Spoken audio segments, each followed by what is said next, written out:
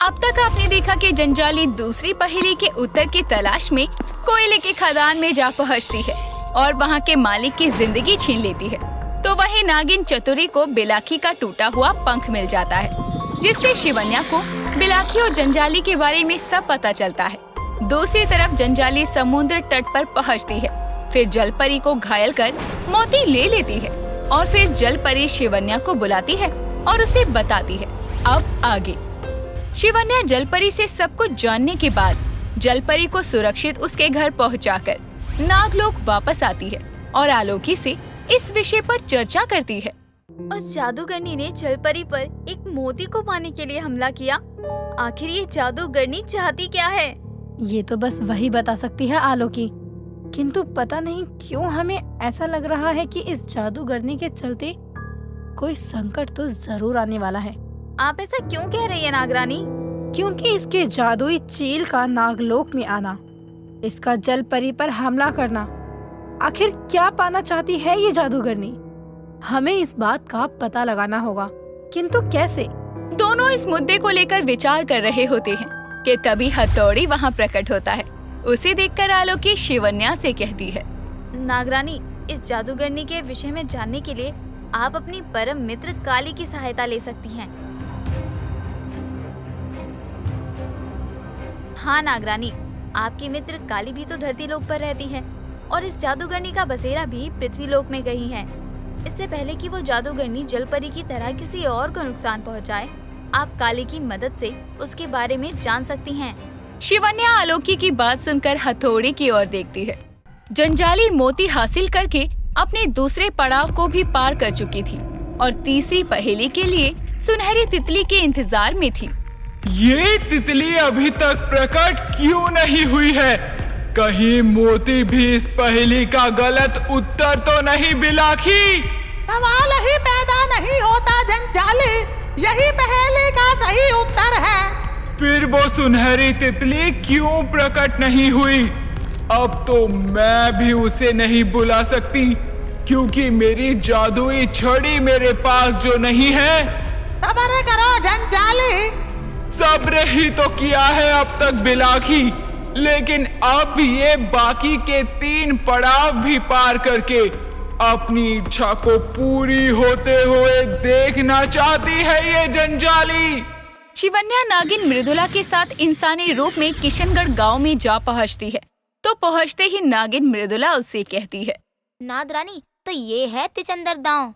हाँ मृदुला, ये वही किशनगढ़ है जहाँ हमारी दोस्त काली रहती है। यहीं पर हमारी काली से मुलाकात हुई थी। दोनों बातें करते हुए आगे बढ़ने लगते हैं। तभी उन्हें सामने से एक भैंस को लाठी से हाँकते हुए नील नितिन दिखाई देते हैं। तो शिवन्या मृदुला का हाथ पकड़कर रास्ता बदलने लगती है। क्या हुआ नागरानी दी, आपने अचानक मार्ग क्यों बदल लिया? क्योंकि सामने से किशनगढ़ के 2 महामूर्ख आ रहे हैं। इनसे टकरा गए तो जिस कार्य के लिए आए हैं उसमें देरी होना तय है। शिवन्या तो नील नितिन को नजरअंदाज करने की पूरी कोशिश करती है, लेकिन नील की नजर शिवन्या पर पड़ जाती है। ये आई क्या बोला? ताली थी बहन थिवानी ता? हाँ।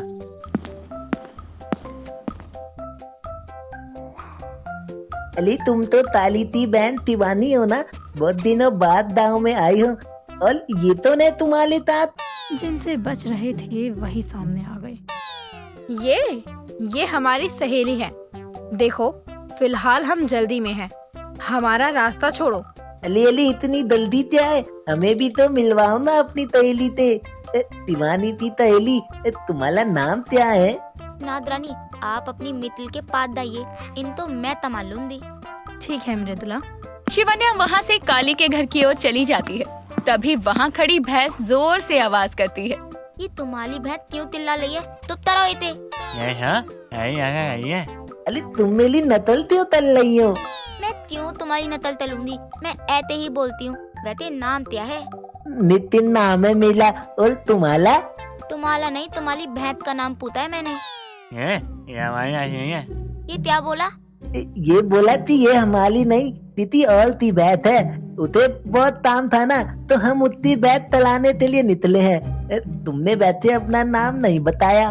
मिल्दूना नाम है मेरा। अरे वाह, कितना अच्छा नाम है। वैसे तुम्हारी बोली भी बहुत मिलती जुलती है। इतना बोलकर नितिन मृदुला को एकटक देखने लगता है। मृदुला भी उसकी ओर घूर कर देखने लगती है।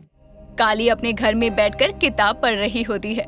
तभी वहाँ शिवन्या प्रकट होती है और शिवन्या को देखकर काली के चेहरे पर खुशी आ जाती है और दोनों गले लगती हैं। शिवन्या, तुम यहाँ? सब ठीक तो है ना? काली, मुझे तुम्हारी मदद चाहिए। शिवन्या काली को उस जादूगरनी के बारे में बताती है। उस जादूगरनी ने जलपरी पर हमला किया। शिवन्या, वो ठीक तो है ना? काली, जलपरी को कुछ नहीं हुआ, वो ठीक है। और इससे पहले कि वो जादूगरनी कोई और कदम उठाए, मुझे उसके बारे में पता करना होगा।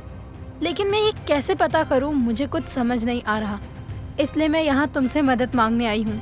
उस जादूगरनी के बारे में जानने के लिए या तो हमें उसका सामना करना होगा या... क्या हुआ काली? तुम बोलते बोलते रुक क्यों गई? या फिर क्या? मेरे पास एक तरीका है शिवन्या। ये जादुई शीशा देख रही हो तुम? जादुई शीशा? किंतु ये किसी भी साधारण शीशे की तरह ही दिख रहा है काली। ये भले ही दिखने में साधारण हो, किंतु इसके जरिए तुम भूतकाल में जा सकती हो। आलोकी अपने कमरे में चक्कर काटते हुए उस दिन के बारे में सोच रही थी, जब घायल हथौड़ी पर कोई नाग सेवक हमला करने जा रहा था। आखिर वो नाग सेवक कौन था जो हथौड़ी को मारने आया था? भले ही ये बात हमने नागरानी को नहीं बताई, लेकिन किसी को हथौड़ी से इतनी दुश्मनी कैसे हो सकती है कि वो उसकी हत्या करने के बारे में सोचे? ये सोचते हुए उसकी नजर खिड़की पर जाती है, जहाँ उसे नागिन चतुरी हवा में नजर आती है। तभी वो खिड़की के पास जाती है तो वहाँ का नजारा देखकर हैरान रह जाती है। आलोकी, देखिए, हमें हथौड़ी की अद्भुत शक्ति के बारे में पता चला है। देखो हथौड़ी का विशाल आकार। अरे ये क्या कर रहे हो? मैं गिर जाऊंगी हथौड़ी। क्यों नागिन चतुरी, अब आनंद आ रहा है ना सैर करने में? काली, जैसा तुमने कहा कि तुम इस शीशे के जरिए अपने भूतकाल में जा पाई थी, तो क्या इसके जरिए मैं भूतकाल में जाकर उस जादूगरनी के बारे में पता लगा सकती हूँ? हाँ शिवन्या, ये जादुई शीशा तुम्हारी मदद जरूर करेगा। तभी काली अपनी आंखें बंद करती है और अपने मुंह से जंजाली का नाम लेती है, तो उसके माथे का निशान चमकता है। साथ ही जंजाली की एक छवि प्रकट होती है। काली, काली, क्या हुआ तुम्हें? शिवन्या, मैं ठीक हूँ। तुम इस जादुई शीशे के भीतर जाओ, वरना इस जादूगरनी की छवि गायब हो गई तो तुम इसके भूतकाल में नहीं जा पाओगी। काली को दर्द में देखकर शिवन्या उस जादुई शीशे को हाथ लगाती है तो शीशे के पार चली जाती है। शिवन्या के जाते ही काली के माथे का निशान चमकना बंद हो जाता है और वो झटका खाकर नीचे गिर जाती है। ये कोई मामूली जादूगरनी नहीं। हे भगवान, शिवन्या का साथ देना। जंजाली अचानक ही अपने दिल पर हाथ रखकर जमीन पर बैठ जाती है। उसे देखकर बिलाकी उड़ते हुए उसके पास आता है। जंजाली, ये अचानक तुम्हें क्या हो गया? बिलाकी, पता नहीं क्यों, लेकिन मेरे सीने में बहुत भयंकर दर्द उठा। ऐसा तो पहले कभी नहीं हुआ। सुनहरी तितली, मुझे तुम्हारा ही इंतजार था। बताओ बताओ, क्या है मेरा अगला पड़ाव? समुद्र से अनमोल मोती प्राप्त कर तुमने दूसरे पड़ाव को पार किया। अब ध्यान दो इस तीसरे पड़ाव की पहेली पर। पहाड़ों पर बसेरा है, सुंदर उसका चेहरा है। माफ होगी तेरी एक भूल, पा लिया अगर तूने वो जादुई फूल। जादुई शीशे के जरिए शिवन्या एक वीरान जगह पर पहुंच जाती है, जहां दूर दूर तक कोई दिखाई नहीं पड़ता। बस नजर पड़ती है एक आदिवासी बूढ़े आदमी पर, जिसका पहनावा बहुत अलग था, जो अपने हाथों से जादू कर उस वीरान जगह पर सुंदर फूलों को खिला देता है। तभी उड़ता हुआ बैलाखी अपने पंजे में एक घायल गिलहरी को लेकर आता है और उसे उस बूढ़े आदमी के हाथ में पकड़ा देता है। ये बेचारी तो पूरी तरह घायल हो चुकी है। अच्छा हुआ बिलाखी तुम इसे यहाँ ले आए। जंतर मंतर जादू तंत्र पैदा कर ताकत इस गिलहरी के अंदर। जीवन के इतना बोलते ही जादू होता है और एक चमक के साथ वो घायल गिलहरी के घाव मिट जाते हैं और वो इधर उधर फुदकने लगती है। तभी उस फुदकती हुई गिलहरी को जंजाली जादू से अपनी ओर खींचती है और उसकी जान निकल जाती है। ये सभी शिवन्या देखकर हैरान रह जाती है। जंजाली, ये तुमने क्या किया? इस बेचारी का जीवन ले लिया। तो क्या गलत किया मैंने? हम जादुई विद्या के धनी हैं। जादू का इस्तेमाल अपने फायदे के लिए करना चाहिए, न कि इन जीव जंतुओं को ताकत देने के लिए। ये जादुई विद्या तुम्हें सिखाकर मैंने अपने जीवन की सबसे बड़ी भूल की है।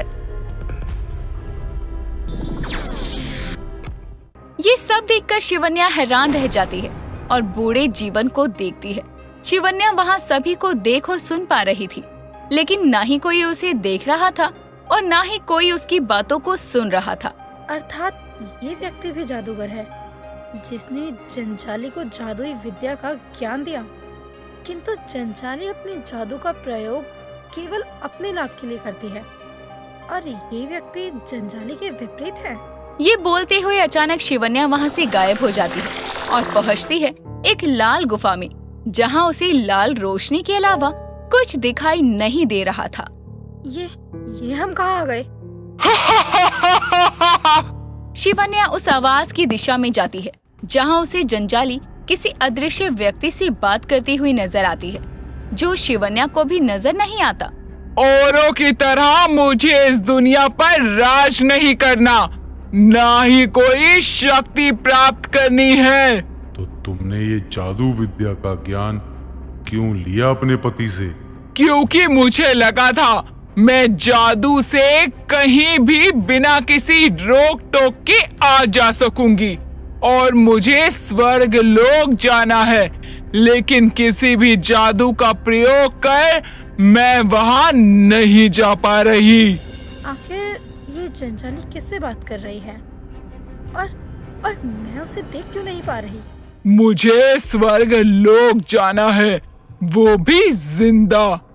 मैं अपनी इस इच्छा को किसी भी कीमत पर पूरा करना चाहती हूँ।